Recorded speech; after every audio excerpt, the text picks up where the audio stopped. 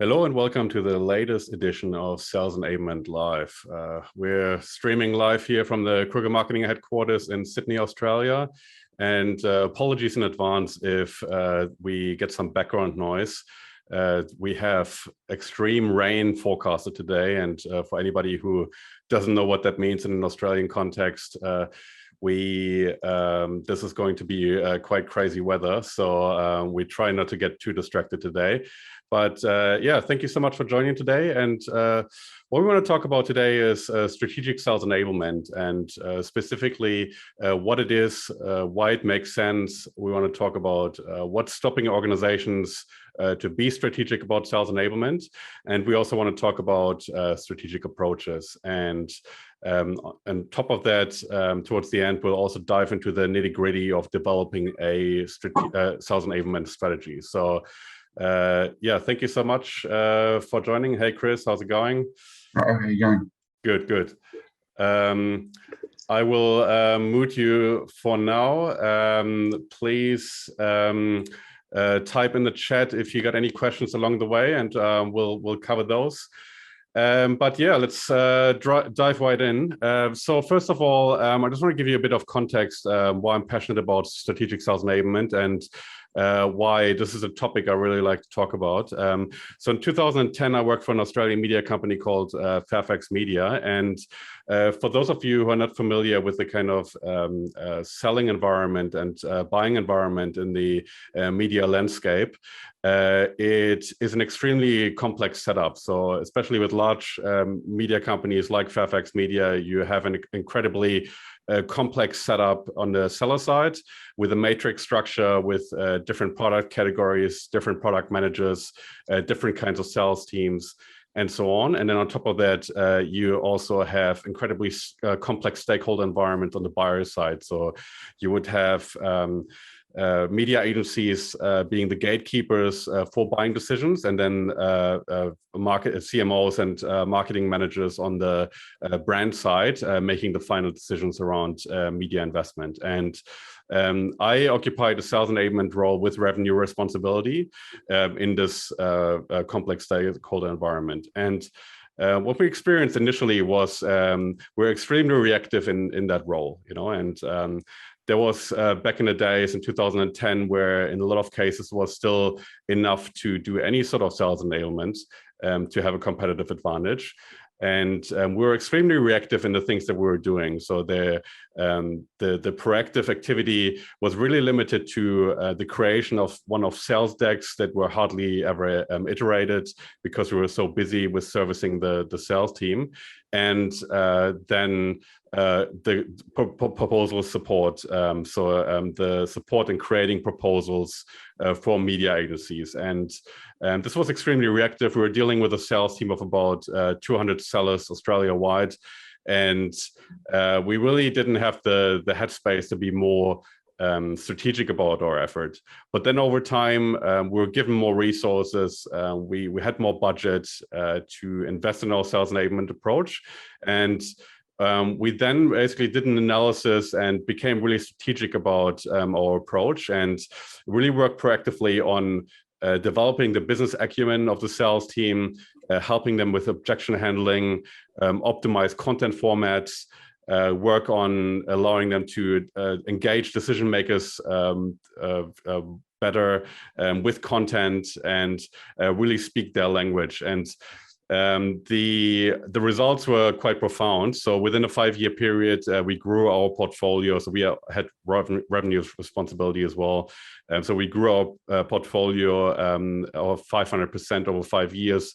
And what I then also was told retrospectively of other people in similar roles in other media companies that we were competing with was that pretty much most of the market was essentially copying the way we went to market through our sales team. So we saw quite profound results on that front. And that then led me to develop my first business, which was designed to help marketing and sales teams to better engage senior decision makers with content specifically. And now my current business, Krueger Marketing, now works with business leaders and sales enablers to introduce more strategic sales enablement approaches and increase the capacity to implement initiatives. And What I want to do today is really give an insight into the approaches from a strategic point of view that we see working, and really give you some starting points if you're interested in being more strategic about your sales enablement efforts, on what to consider and the things you can do to immediately make an impact for your portfolio. Now, first of all, you might ask the question, why does it even make sense to be more strategic? And I mean, I've given you with the case study of what I've done at Fairfax Media an example of why it works, but might just be anecdotal evidence. If you really look at the research in the sales enablement space, you can really see that being strategic about the sales enablement approach really has a massive impact on the effectiveness of sales. So Sales Enablement Pro in 2020 has looked at the different approaches to sales enablement and what that does to the win rate. And their range that they've identified goes from reactive, which has an average win rate of 29%, to strategic, which has an average win rate of 49%. So it's really safe to say that the more strategic businesses are in approaching sales enablement, the more you see an impact on the bottom line. Now, I want to qualify this a bit because it doesn't mean that automatically, if you're strategic about sales enablement, that your revenue numbers will go through the roof. Sales, and especially in a B2B context, is incredibly complex, and there are also a lot of variables internally that might impact on the win rate of an organization. So this is really indicative, but what is safe to say is that the more strategic you are from a sales enablement perspective, the more you set yourself up for success on that front. There might other factors playing into that, especially in larger organizations, like the overall go-to-market strategy. But it certainly makes sense to be more strategic about sales enablement. Now, to set the goalpost here when we talk about strategy, it really makes sense to also define strategy, because there's a wide range of approaches to strategy. And generally speaking, strategy is all about planning what to do and what's most important to do immediately. Yeah. And there's kind of two key approaches to strategy that I see in dealing with clients and talking to peers around the world. There's the Western approach to strategy, which most businesses, especially in the tech space, would be familiar with. That approach is really resource focused. So you identify long-term goals, conduct an analysis, and then set a timeline of activities and responsibilities to achieve them. So this is a really structured and resource focused approach. Yeah. Then there's the Asian approach to strategy, which is much more based on intuition and people focus. Yeah. And with the Asian approach to strategy, which there's a great book. It's quite an old book, but it is a great reflection of that approach to strategy, which is the Art of War. If you want to have a look. That approach really is also about defining long-term goals. Yes, so that's the similarity. But then if you go beyond that, it really is about moving towards the long-term goal by any means necessary, while following general operating principles and tactic templates. Yeah, so there's a lot of room for agility with that approach, and it's more about defining overall operating principles and not be so focused about resource planning and assigning responsibilities along the way. So it's a much more agile approach. Having said that, I literally have not come across a single Western business that has successfully implemented that sort of approach. There's a lot of businesses that claim to be agile in their strategic approach, but that is often just an excuse not to do your homework, and the execution is often quite poor as well. So what we're talking about here today is the Western approach to strategy.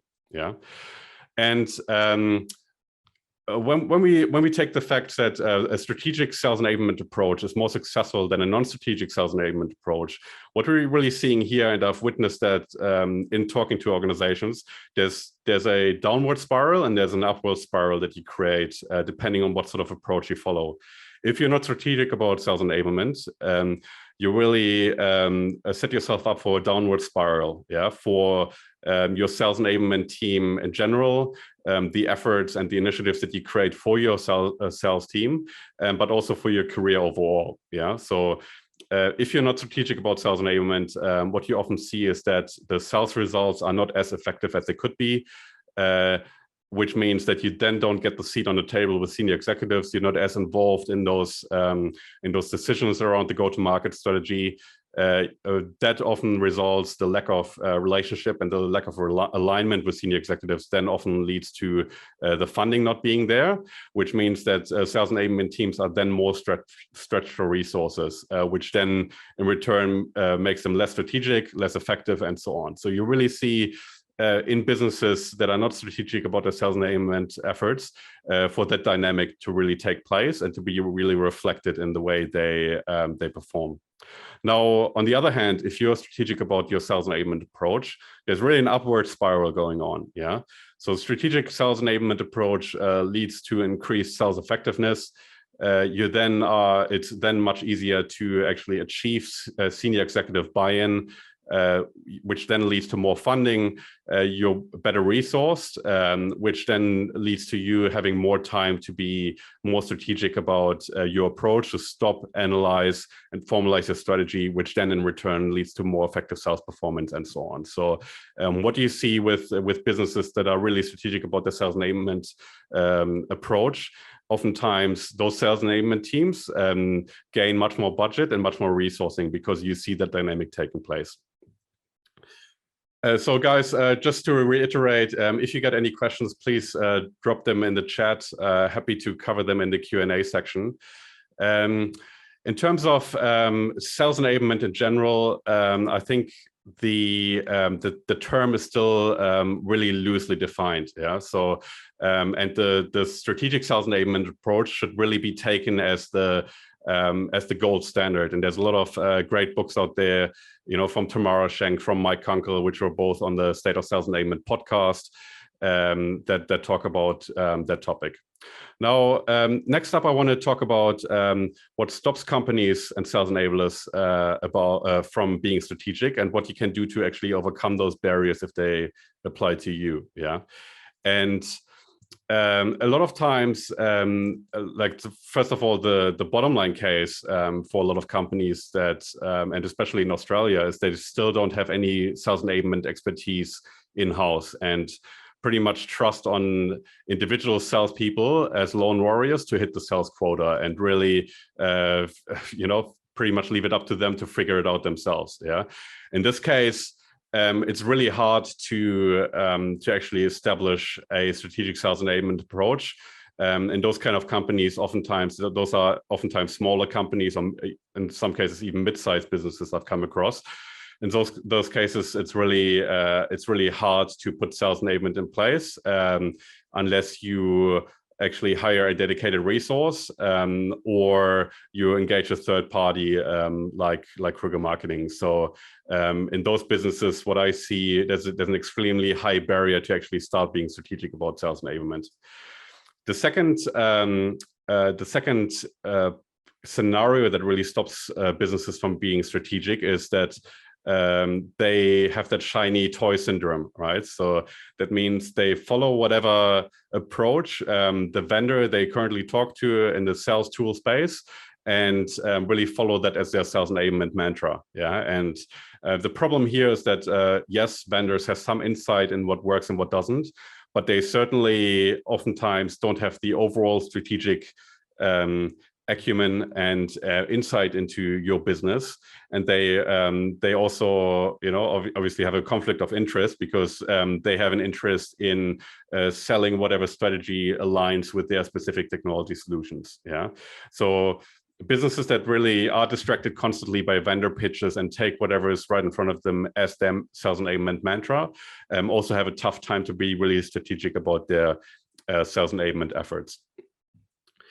Now, I want to say, I talk to a lot of vendors in my work with clients, and I love them to death, don't get me wrong, but this is really something to be aware of. And I think vendors can bring a lot of insight and a lot of data to the table, and it's worthwhile considering that data in formalizing a strategy, but it never should be taken as gospel, and never should be used to define your overall sales enablement strategy. That obviously also applies to my business. So we use also tech to go out to market and for our sales activity. And we utilize insight, especially case studies and information that is useful to inform certain decisions around the use of a certain platform. But we still have our own go-to-market strategy and sales enablement strategy to really make strategic decisions. Now, the other scenario where I really see sales enablement not being as strategic as it could be is if sales enablement responsibility is shared across different roles. Yeah, and this is the kind of scenario that I call random acts of enablement. And a lot of times in this scenario, sales enablement responsibility is shared between, let's say, marketing leaders, sales leaders, and sometimes even sales reps. From a marketing point of view, that would mean, the marketing department every now and then helps create presentations, helps with the design, helps with some content, and supports sales on that front. From a sales leadership perspective, that often involves coaching and sometimes also the definition of what sort of training programs are required for their sales team. And then from a sales rep perspective, that's what we call the bottom-up approach. Oftentimes, these are responsibilities around sales enablement that are assigned by sales leaders for sales reps with certain expertise to work on to support the rest of the sales team with sales enablement services. And what you have in those kind of scenarios is that there's always a distraction that kind of stops those resources from being really truly strategic about sales enablement. The marketing leader has a marketing strategy to follow and primary KPIs around that. So sales enablement is a low priority. Sales leaders have revenue targets to hit and a lot of admin work to do, a lot of interaction with senior executives within the business. So they're distracted on that front and can't really be as strategic as they could be around sales enablement.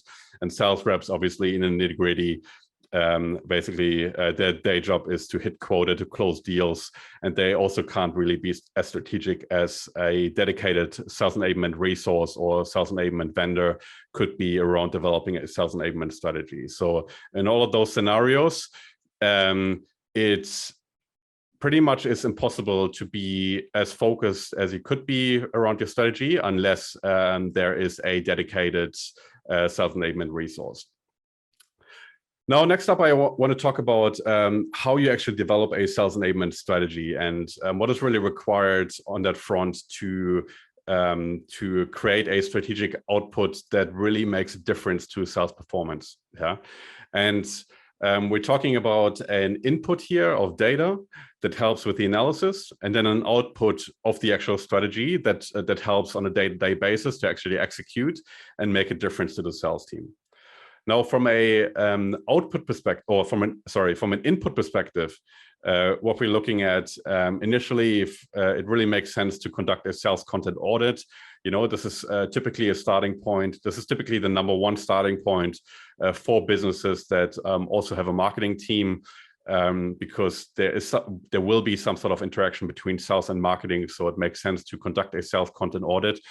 And when I talk about sales content, it's pretty much any content that could be useful to a potential buyer in making a buying decision around your product. Yeah, and what I'm talking about here is not only specifically sales collateral, slide decks that talk about product features, functions, and so on, but any sort of content on the website that has been created in the past that contains information that could be useful to buyers. Yeah, and that should be analyzed. When we work with large organizations, those sales content audits can quite quickly blow out. So we have recently worked on a project where we have analyzed 300 individual content pieces. So depending on the history of sales content, the kind of resourcing that you have on the marketing side.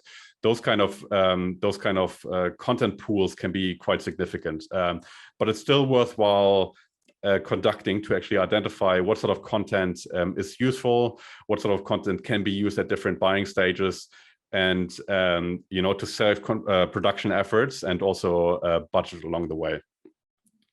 Now, it also makes sense to interview the sales managers, because they're the key stakeholders in actually executing on a sales enablement strategy. I've seen a lot of sales enabler, especially in junior positions, actually neglecting that engagement around sales managers, and that is really a showstopper, because if the sales managers don't buy in, there's really nothing happening. And those kind of interviews with sales managers around their patches, actually understanding what they currently do, what sort of friction they see in the sales process currently, what sort of services they would like to see implemented to actually make life easier for their sales team, are really crucial in actually understanding what is going on. And oftentimes that those kind of interviews also unearth problems that you might not be aware of initially.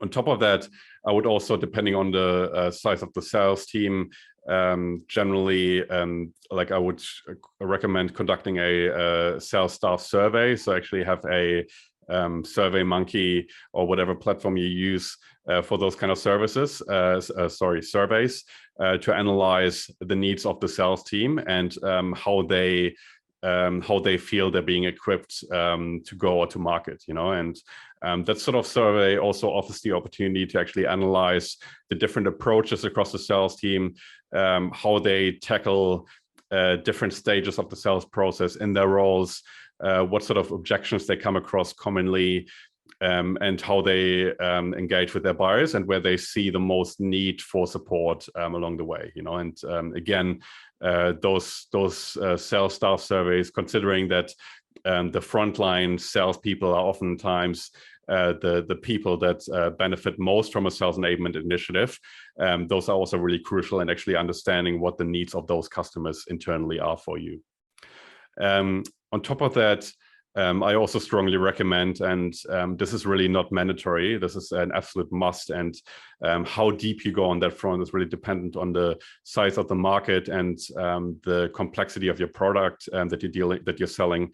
I would recommend conducting customer interviews, and a lot of the things that you would typically consider in a win-loss analysis should really be included in those customer interviews. And so those things that you ask the customers include things like, what's your decision-making process? Like what sort of roles are involved in the decision-making process? What sort of content did you utilize when making decisions in the past? What you like to see in terms of the interaction with a sales team? How did you experience in the past the interaction with the sales team, and so on? And those customer interviews are absolutely necessary to really understand the target market and bust myths that not only might exist on your end, but also on the end of the sales team. The sales team might also deal with a lot of assumptions and a lot of assumptions that can be and myths that can be busted by actually interviewing customers firsthand and really hearing it from the horse's mouth.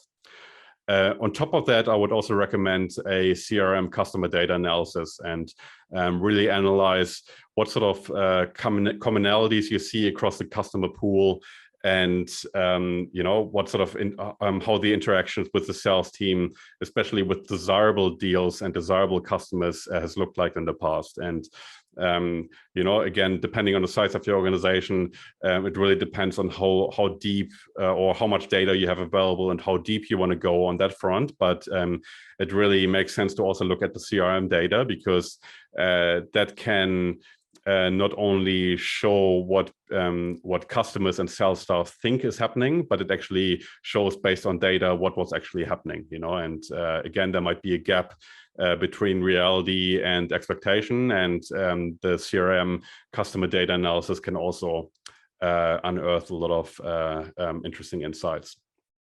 Now, those are all the things that I just mentioned that really are the input for your strategic analysis, and there can be an incredible amount of data, but it is safe to say that there's hardly any business that actually goes to that depth of strategic analysis of what is happening from a buyer perspective, from a sales perspective, and from a data perspective. And if you tick all those boxes, you're already more sophisticated than 90% of companies out there in market. And again, my business deals with a lot of businesses on the sales enablement front, and we can see that hardly any company actually goes to that depth of analysis to inform their strategy. So if you do that, you're definitely already on the right path to develop a strategy that is more competitive than what other players in the market are doing. Now, from an output perspective, this is really where you distill the insights from your strategic analysis and put them into actionable tools and content formats. And from an output perspective, the number one thing that I would recommend, if that's not already done on a more senior level from a go-to-market strategy point of view, defining the buyer persona and the ideal customer profile. During the analysis, you might identify that what you thought was the ideal customer profile is actually not the case, because there's better budgeted kinds of companies out there that have a shorter sales cycle because there's less decision makers involved, and so on. So that sort of data can certainly help to again recalibrate buyer personas and ideal customer profiles and become more advanced on that front. Then the base for anything that follows should be the buyer journey map. And again, based on based on the sales interviews and the customer interviews, you can then define the buyer journey map by really mapping out how decisions are being made, what sort of content is needed along the way, what sort of stakeholders are involved, and really map that out. Based on that, and again, this is what the least, very few organizations out there are actually doing. The sales process needs to be defined. A lot of times, what I see over and over again is that a sales process is defined based on a lot of assumptions that aren't validated through actual real-world insights. And this is really not helpful to the buyer at all.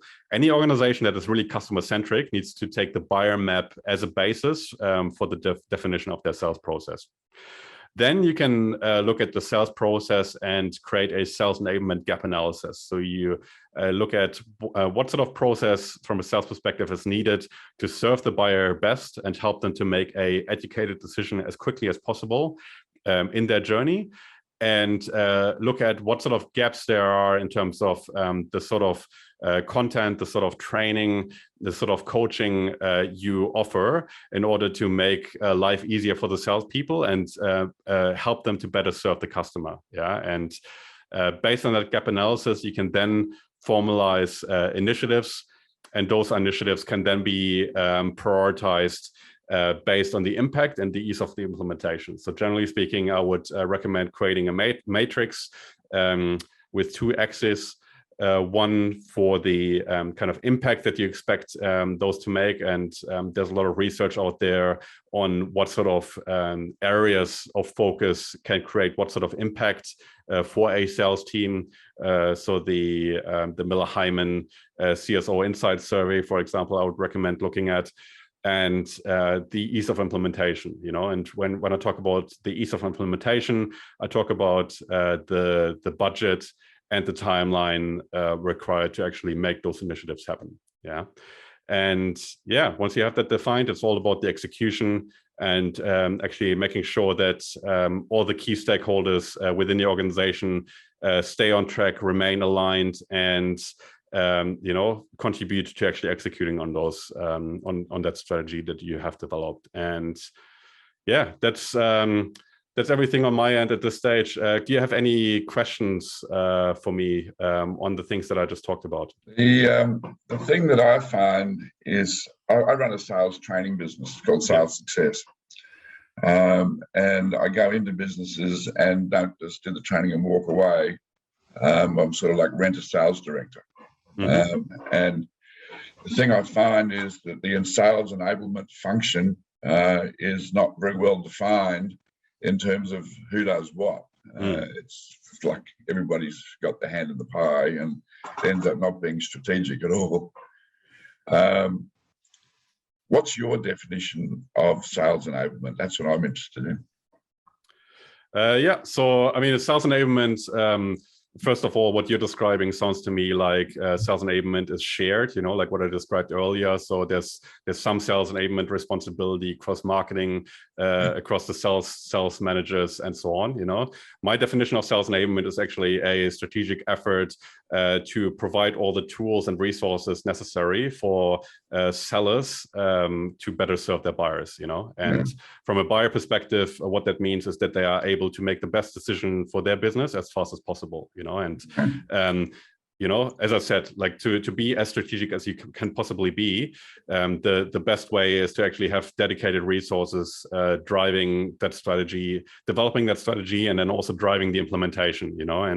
And as you said, I can totally confirm that any organization that I deal with that has shared sales enablement resources is not strategic in their approach. Because there's always something else coming up. There's always a different priority that sidetracks these efforts. And what you're left with is sellers that have to figure it out themselves, and buyers that have a bad experience because there's no strategic effort in actually reducing friction for them. Yeah, that's exactly what I find. And I find when there's a dedicated resource, they get a junior resource, and it's somebody who's tech smart but not strategically smart. Yeah, exactly. I previously interviewed Tamara Schenk on my podcast. So she's the author of the book called Sales Enablement, and she keeps on banging on about that if you have only one sales enablement resource in your business, it needs to be a senior resource to really create that senior alignment to strategically really enable the sales team. If you have a junior person, what you often end up with is the situation that I faced myself with when I introduced or when I worked on sales enablement in my role at Fairfax Media, where I was really reactive and not really on the front foot when it comes to actually enabling the sales team. All I did was sit at my desk and basically wait for the next query to come in. Take orders. What's that? Take orders. Yeah, exactly. Giving you stuff. Exactly. And that's a resourcing issue, but it's also a mindset and seniority issue, and the best case scenario you can have is if you really have a senior sales enabler on deck that has a decent budget available to actually execute on strategy and is able to create that senior executive alignment across all areas of the business, no matter if it's the CEO, the chief revenue officer, the chief marketing officer, and basically any stakeholders along the way to really make those initiatives happen.